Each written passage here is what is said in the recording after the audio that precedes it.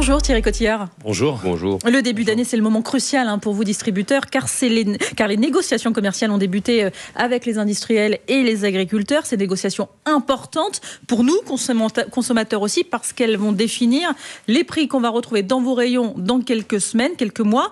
Donc dès maintenant, j'ai envie de vous demander comment ça s'annonce au moment où l'on parle. Et vous faites bien de le dire, c'est maintenant que ça joue pour savoir à quel prix on va payer ses courses sur l'année 2025. On est parti avec beaucoup d'espoir. On visait de la déflation. La baisse des prix. La baisse des prix, et c'est pas complètement gagné. C'est pas gagné, je vais vous l'expliquer pourquoi. Parce qu'on a des industriels que je qualifierais presque d'irresponsables, les très grandes marques, qui sont venus avec des hausses de tarifs de l'ordre de 6 à 7, voire 8%.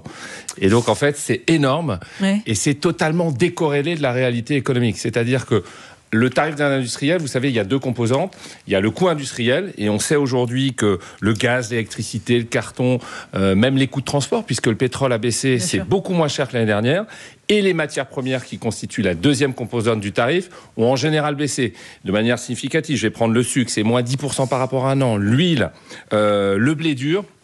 Et malgré ça, certains industriels continuent à nous amener des hausses de tarifs. Donc lesquels ? Eh bien, je vais vous donner deux exemples qui nous ont vraiment choqués. Un gros fournisseur de pet food. Le pet food, c'est l'alimentation pour les animaux. C'est important pour les Français. La matière première, je viens de vous en parler, fait moins 4. Le tarif est à plus 4.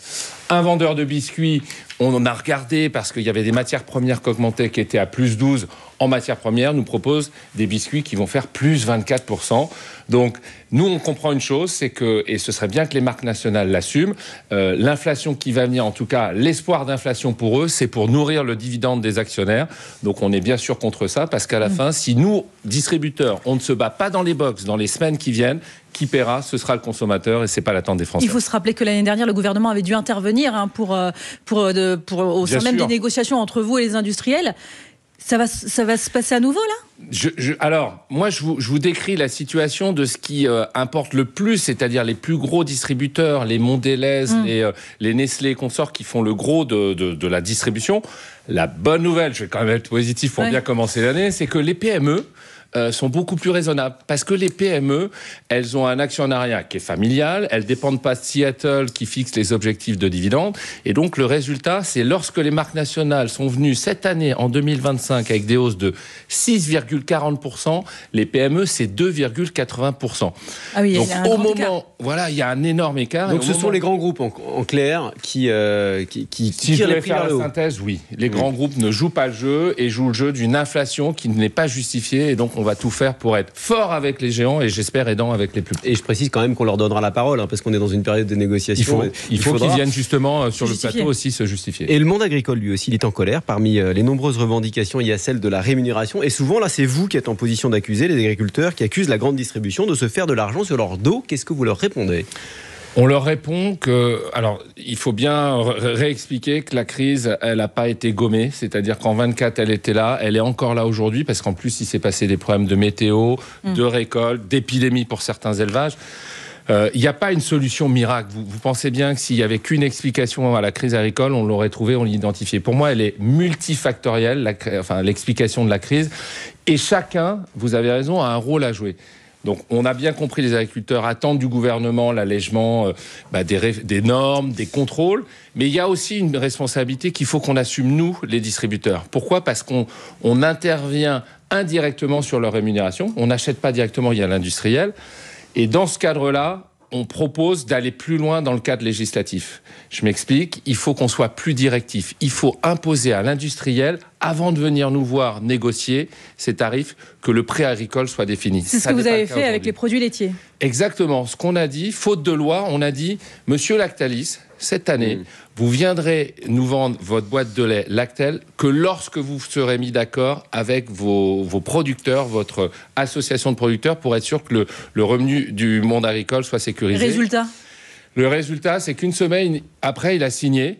Donc je pense que ça a joué, mais je ne suis pas sûr que ce soit au bon niveau. C'est ça qui m'a rendu un peu triste. Je pense qu'il y a eu une pression. C'est vous qui mettez la pression. On l'a mis, et j'espère que l'année prochaine, les agriculteurs sauront tenir face à le géant de l'industrie dans le lait pour que ce soit mieux rémunéré. Nous, vous savez, on a notre propre laiterie.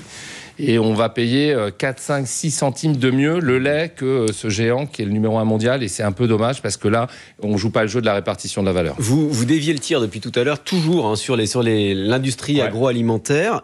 Vous pourriez quand même rogner sur vos marges cette année pour faire baisser les prix ? Alors nous, le résultat d'un supermarché, c'est entre 2 à 3%. Et toute notre stratégie, et c'est la même chez Leclerc qui gagne la partie, c'est de viser un taux de marge qui soit un peu moins important chaque année, 0,10, 0,20, pour aller chercher de nouveaux consommateurs. Donc tout le pari que font les mousquetaires cette année, c'est de baisser ses prix en prenant un peu sur ses marges en taux pour créer de la marge en valeur. Et c'est ce qu'on va faire d'ailleurs tout de suite.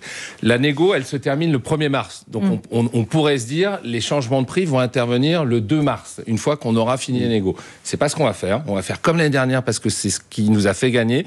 Le 28 janvier, on va commencer à enclencher des baisses de prix en prenant sur nos marges. Il y aura 1000 produits. Alors c'est la compète, donc on va se comparer avec Leclerc, Carrefour, et sur ces 1000 produits, on va vouloir être les moins chers. Donc clairement, vous vous montrez offensif. En matière de prix, il y a aussi la concurrence internationale qui joue, concurrence déloyale, dénoncent les agriculteurs. Alors vous, par exemple, vous avez décidé d'arrêter de vendre des fraises et des cerises en décembre et en janvier pour soutenir les agriculteurs français. Est-ce que cette décision-là, elle pourrait se répercuter sur d'autres produits ? Alors, c'est important de dire que c'est une mesure qui est symbolique. La réalité, c'est que ça ne représente qu'1% du volume des fraises produit par la production. Mais c'est une décision qui est importante parce que si elle est suivie des autres distributeurs, ça fera beaucoup plus. Et puis surtout, c'est de la pédagogie qu'on donne aux consommateurs pour lui dire ce serait bien de manger de saison, pour soutenir la ferme France, mais aussi pour l'écologie. Donc on l'a fait sur les fraises, et ce matin, je suis là pour vous dire qu'on va aller sur une famille de produits extrêmement importante, qui est beaucoup produit en France, c'est la pomme. Il y a une marque, il y a même eu un marketing de fait sur une pomme qui s'appelle la Pink Lady, vous la voyez, elle brille, elle est rose, on voit qu'elle dans le rayon, elle vient du Chili. On a fait le choix chez les mousquetaires pour soutenir nos producteurs, d'arrêter cette marque, et à partir de maintenant, vous n'avez que de la pomme française dans les rayons d'Intermarché. Je reviens un peu en arrière sur les produits laitiers, parce qu'à l'heure des tartines, c'est important. Le beurre, il a pris 34% depuis octobre 2021. Comment est-ce que vous l'expliquez ? Eh bien, là, pour le coup, ça a profité aux producteurs de lait. C'est-à-dire qu'on a eu des augmentations du prix du lait, non pas dans cette proportion, parce que la plaquette, je crois qu'elle est passée d'1,80 € à 2,20 €, donc on est plutôt de l'ordre de 30%. Là, c'est en train de se calmer. L'année dernière, ça n'était que de 1%, mais les 2 années précédentes, ça a été effectivement 30% d'inflation. Une grande partie a été dans le lait, et donc c'est une bonne nouvelle. Ça a permis de rémunérer mieux les agriculteurs. Et puis, il y a un sujet de pénurie aussi qui fait qu'il y a eu de la demande à l'export qui a fait que le prix a flambé. Et vous confirmez que ça se traduit par des baisses importantes des ventes ? Les consommateurs, aujourd'hui, achètent moins de beurre ? Il y a une élasticité immédiate. Dès que vous dépassez 10% de hausse, les baisses, elles sont sensibles. On le constate sur le beurre. On l'a constaté de manière un peu dramatique sur la viande, le poisson, qui sont des éléments importants puisque c'est des protéines animales.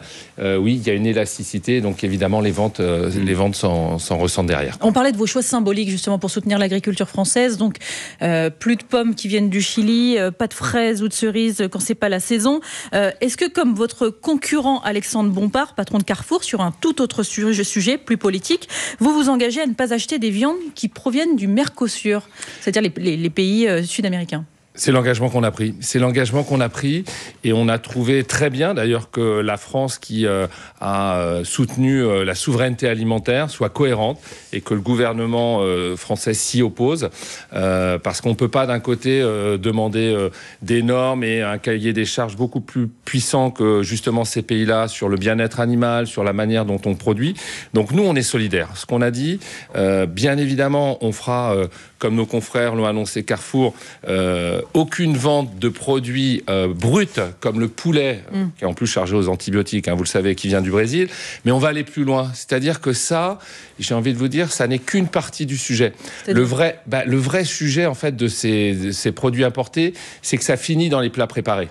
Donc, jamais vous n'avez eu, finalement, en France, de poulet affiché venant du Brésil. Par contre, dans une paella, vous n'êtes pas sûr que le poulet vienne pas du Brésil. Et ça, vous le voyez pas parce que c'est écrit en tout petit sur l'étiquette. Donc, l'engagement qu'on a pris sur nos marques de distributeurs, sur les marques Intermarché, on a interdit à nos usines qui le fabriquent d'aller sourcer au Brésil ou en Amérique latine. Et ça, je pense que c'est important de le dire parce que la viande brute, c'est bien, mais en industrie agroalimentaire, il y a aussi beaucoup de produits bruts qui finissent dans les plats préparés. Alexandre Bompard et Carrefour, ça leur a attiré des problèmes au Brésil, notamment. Et vous êtes prêts à l'assumer, mais vous n'y êtes pas. On n'y est pas.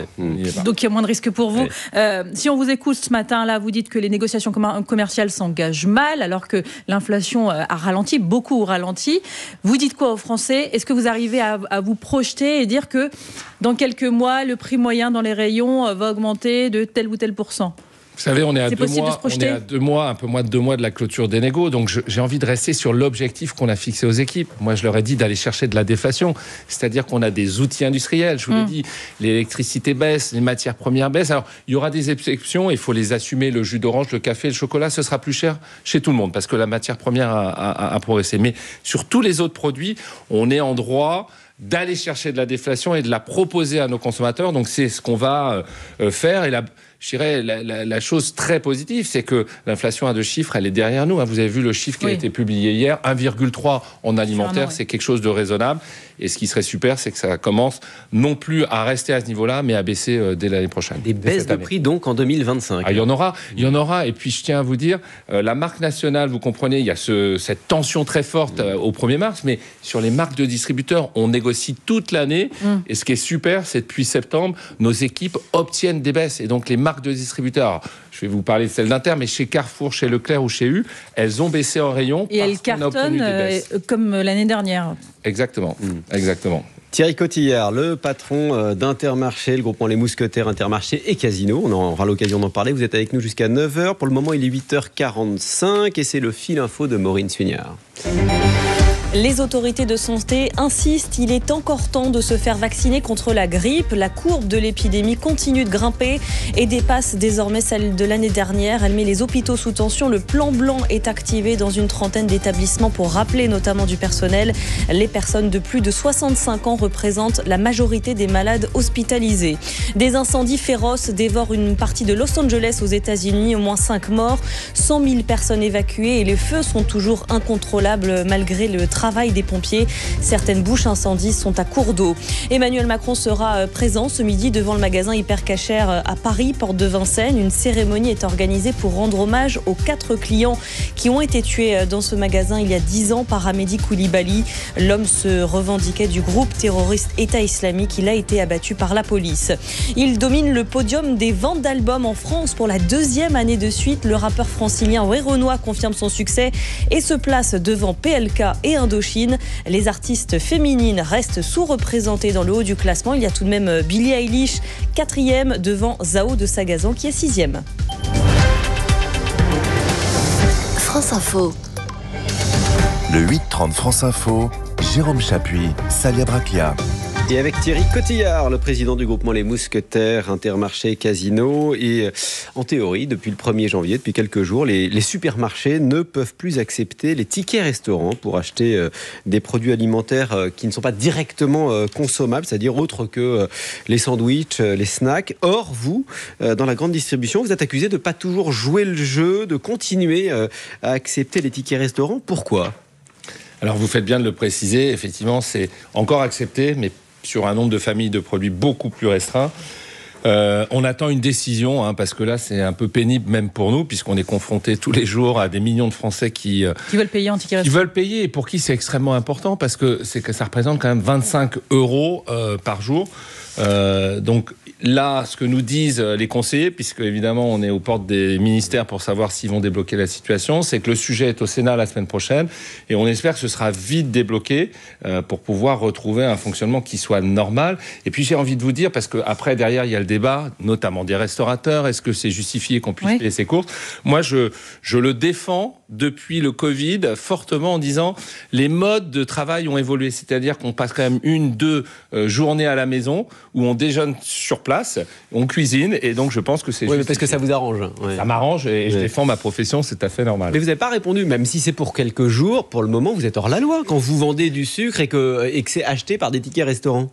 Nous, on vit dans un monde d'indépendants. Les consignes sont claires, c'est de respecter la loi et chaque indépendant, après, l'interprète localement. Mais ça peut arriver, ça. Vous ne faites pas de contrôle pour vérifier que tout le monde respecte la loi dans vos établissements. C'est des grands garçons, c'est des chefs d'entreprise. Vous parliez des restaurateurs. Et puis, c'est des gens qui sont à l'écoute de leurs consommateurs. Voilà la réponse. 600 millions d'euros l'année dernière, c'est ce que disent les restaurateurs. Vous leur faites perdre chaque année 600 millions d'euros.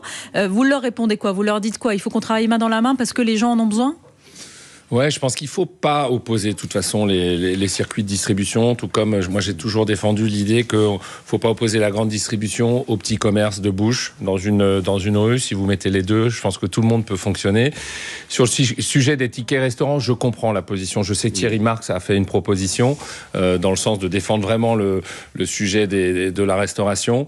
J'ai pas de solution à apporter parce que s'il y en avait une, on se serait déjà mis d'accord. Eux, ils proposent par exemple qu'il y ait un double plafond, 20 € pour la grande distribution et 40 € pour les restaurants. Vous dites quoi? Pourquoi pas? C'est des discussions, je pense qu'il faut s'ouvrir à ça, faut pas s'opposer.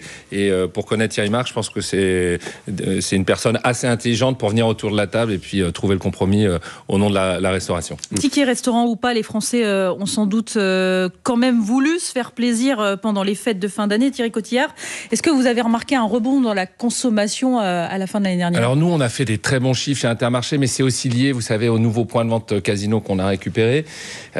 J'ai envie de vous dire, c'est quand même un Noël sous contrainte. On a senti la morosité ambiante, on a senti que la consommation était un peu plombée. Et j'en ai pour preuve les ventes de produits vraiment festifs qui sont en recul. Des familles très symboliques comme le champagne, comme le foie gras. On en a vendu un peu moins que l'année dernière. Ce qu'il faut retenir, il y a surtout des changements dans les modes de consommation. Les Français sont venus à la dernière minute.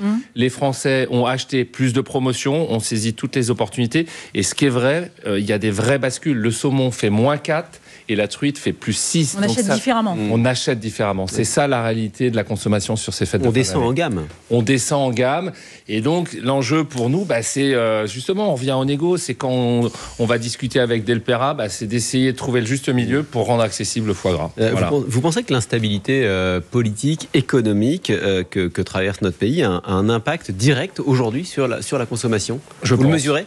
Ouais, je pense. On est persuadé qu'en tout cas, l'instabilité, ce flou, il n'est pas bon quand on est chef d'entreprise pour l'investissement, pour recruter et donc pour la consommation et l'économie en général. Et là, il y a une urgence, si je peux me permettre, il y a une urgence à prendre des mesures. Alors, on a parlé du monde agricole, je pense que là, maintenant, il ne faut plus traîner.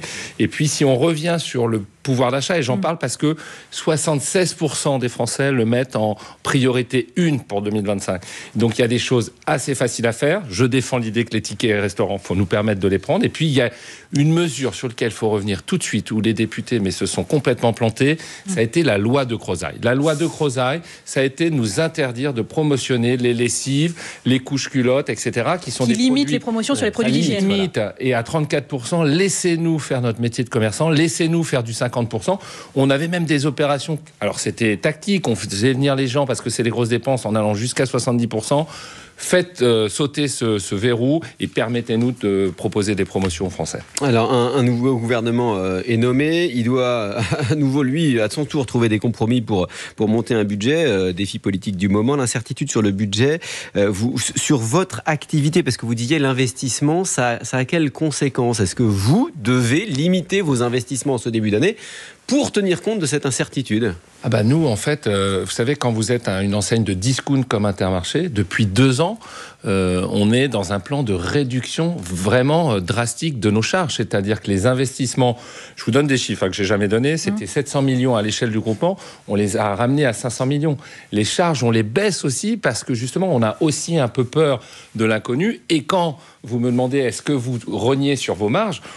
Quand on est un bon distributeur, on travaille aussi nos investissements et nos charges parce que ces investissements-là et ces charges qui baissent, on peut les réinjecter aussi dans nos prix. C'est ce qui fait qu'on est performant. Donc, oui, bien évidemment, ces sujets de fiscalité, puisque ça va être la question, oui. On en est préoccupé. La surtaxe sur les bénéfices des grandes entreprises, vous êtes directement visé. On est visé, alors... on peut pas être contre l'effort collectif vu la situation de la France. Mais à un moment, ça peut pas être la seule solution. C'est-à-dire qu'on est plutôt rassuré d'entendre aussi qu'on va aller regarder ce qui se passe sur les dépenses publiques. C'est-à-dire que payer des impôts et puis avoir dégringolé dans tous les classements sur l'éducation, avoir les déserts médicaux, etc. En tant que citoyen, ça peut pas nous satisfaire. Donc on espère que si on a un peu d'impôts en plus, que ce soit bien exploité et surtout qu'on s'occupe aussi de la charge de l'État. Je reviens sur le chiffre que vous venez de nous donner, 700 millions hier, 500 millions d'investissement aujourd'hui, c'est 200 millions. Il devait servir à quoi ? Informatique, essentiellement parce qu'on est aujourd'hui face à des Amazon qui arrivent, des transformations incroyables, donc c'est réduction de ce qu'on appelle les capex informatiques, et puis après il y a des projets, vous les décalez aussi un petit peu dans le temps, des travaux, des rénovations, et on donc attend... c'est de l'activité en moins, par exemple pour le BTP localement ? Non, pourquoi ? Parce que ça, ces 700 millions, c'est l'enveloppe que le collectif porte. Par contre, je pense qu'on va investir plus de 500 millions dans les 18 mois sur la rénovation des casinos. Et ça, c'est une super nouvelle parce qu'on sait, nous, on est dans le bricolage. Vous savez, on a Bricomarché, Bricorama, Bricocash. C'est une activité qui est en difficulté puisque la construction est en recul.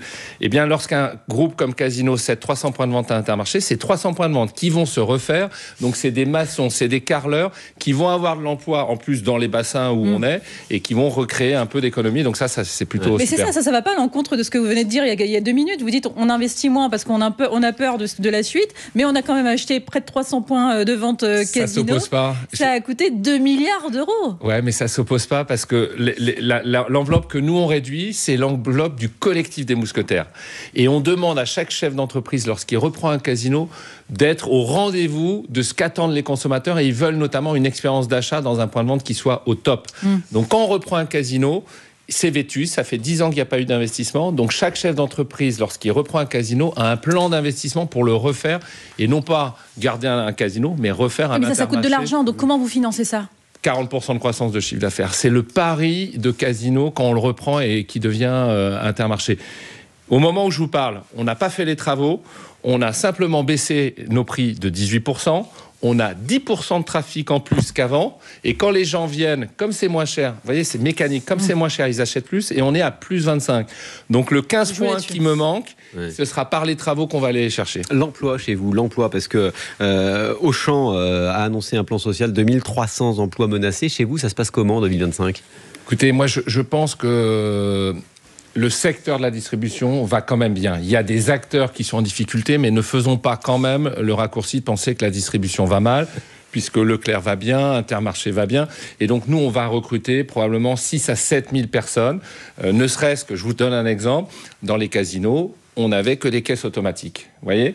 Eh ben, nous, on est des commerçants indépendants qui croyons à la relation humaine. On remet des hôtesses de caisse, donc on réembauche. Il n'y avait plus de bouchers traditionnels, on réembauche des bouchers. Donc tout ça, c'est de l'embauche, et on va être sur un excédent de 7 à 8 000 postes qui vont être créés chez les mousquetaires cette année. Pardon, parce qu'Auchan, ce sont vos partenaires et ils ont annoncé un plan social de 2300 emplois qui donc menacés. Vous dites quoi en fait ? Ils ont mal géré, puisqu'en fait tout le monde va bien sauf eux. Moi, je ne peux pas me permettre, écoutez, déjà, c'est un partenaire, je ne peux pas me permettre de juger la gestion d'Auchan. Déjà, c'est plutôt le passé. Moi, je discute avec des dirigeants aujourd'hui qui savent où ils vont, qui ont l'air de vouloir réinjecter dans le commerce aussi des prix qui vont être obtenus par cette alliance à l'achat. Donc, non, je vais être très fair-play. Je vais leur souhaiter de venir nous chercher en part de marché. Sur les caisses automatiques, on voit qu'il y a une sorte de marche arrière de la part des distributeurs, effectivement, notamment pour remettre un peu de lien dans vos magasins parce qu'il n'y avait plus de caissiers et de caissières. Alors, je pense que chez les mousquetaires, on n'a pas été trop loin. C'est-à-dire qu'on a toujours eu la théorie de penser que... Parce qu'on est aussi, vous savez, on est quand même l'enseigne des territoires. On a plein de gens qui viennent. C'est un lieu de vie sociale. Donc, on a toujours privilégié le contact humain et on a ajouté des caisses automatiques. Et on n'a jamais fait marche arrière. On a essayé de trouver le bon équilibre. Donc, quand il y a 8 caisses traditionnelles, il y en a 4 automatiques à côté. Et vous nous rappelez le rapport de coût entre une caisse automatique et une caisse qui est tenue par une personne humaine ? Le coût, en gros, une caisse traditionnelle en termes de gestion nécessite une personne et va correspondre à 4 caisses automatiques puisque c'est un îlot de 4 qui est géré. Ça coûte 4 fois moins cher. Ça coûte 4 fois moins cher. Et ce qu'il faut dire aussi, c'est que les caisses automatiques, pardon, j'insiste là-dessus, parce que les distributeurs ont misé aussi là-dessus, ça vous permet d'optimiser la productivité et ça vous permet aussi d'avoir recours à l'intelligence artificielle.